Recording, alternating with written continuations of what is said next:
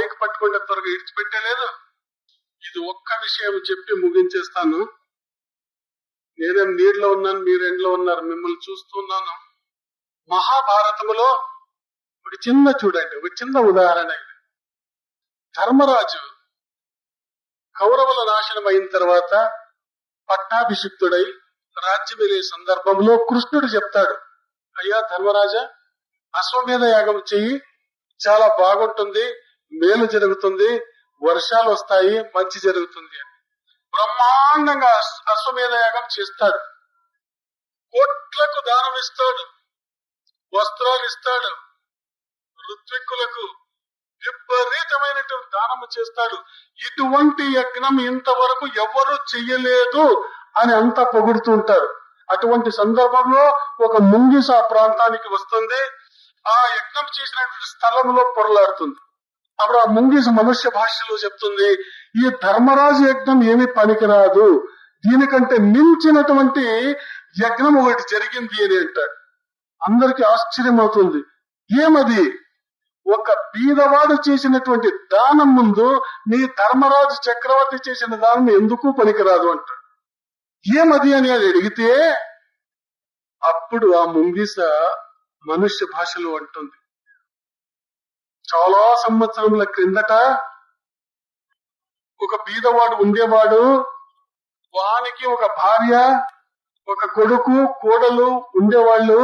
వాళ్ళు అక్కక్కడ చేనులో పడినటువంటి బియ్యాలను ఏరుకు వచ్చి తినేవాళ్ళు.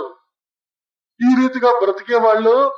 ఒకసారి కరువు వచ్చింది ఆ ప్రాంతంలో, ఏమీ దొరకలేదు. ఒక రోజంతా ఉపవాసం ఉన్నారు. మరుసటి రోజు అలా వెదికేకపోయిన సమయంలో కొన్ని జొన్న గింజలు దొరికినాయి. దాన్ని తీసుకువచ్చి పేల పిండిగా తయారు చేసి 4 భాగాలు చేసుకొని తాను, తన భార్య, తన కొడుకు, కోడలు పంచుకున్నారు. భోజనం చేసేదానికి సిద్ధంగా ఉన్నారు. అటువంటి సందర్భంలో ఒక భిక్షగాడు వచ్చినాడు, భవతి భిక్షాందేహి అని. ఆ ఇంటి పెద్ద ఆలోచన చేసినాడు. ఒక రోజంతా ఉపవాసంతో ఉన్నాడు. తినే సందర్భంలో ఆకలితో ఉన్నాడు, అలమటిస్తున్నాడు. తినే సందర్భంలో భవతి భిక్షాందేహి. భారతదేశంలో భారతీయ సంస్కృతి మాతృదేవో భవ, పితృదేవో భవ, అతిథి దేవో భవ, ఆచార్య దేవో భవ అని చెప్పింది. వెంటనే ఆయన లేచినాడు. ఆ అతిథిని ఇంటికి పిలుచుకొచ్చినాడు. స్వామి, ఆశీనులు కండి, ఆయన చాలా ఆకలిగా ఉంది, కానీ స్వామి స్నానం చేయండి. స్నానం చేయించి ఆయనకు పూజ చేసి తర్వాత తన భాగం ఆయనకి పెట్టినాడు. దాన్ని ఆరగించినాడు ఆయన. అయ్యో, నా ఆకలి ఇంకా తీరలేదు అంటాడు. భార్య వింటుంది. వెంటనే ముందుకొచ్చి, స్వామి ఇది తీసుకోండి, దాన్ని తింటాడు. ఆకలి తీరదు. కుమారుడు ముందుకొస్తాడు, తన భాగం పెడతాడు, దాన్ని తింటాడు. నా ఆకలి ఇంకా తీరలేదు అంటాడు.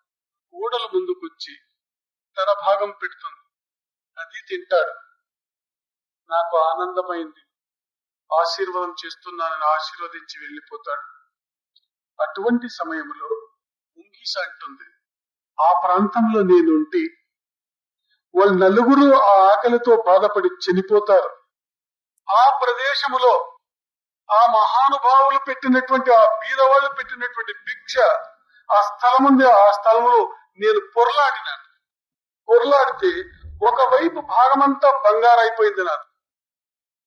ఆ స్థలములో పొరలాడితేనే ఇంత వైభవం జరిగింది. ఇంకా వాళ్ళ మహిమ ఏమని చెప్పను నేను. వాళ్ళ హృదయ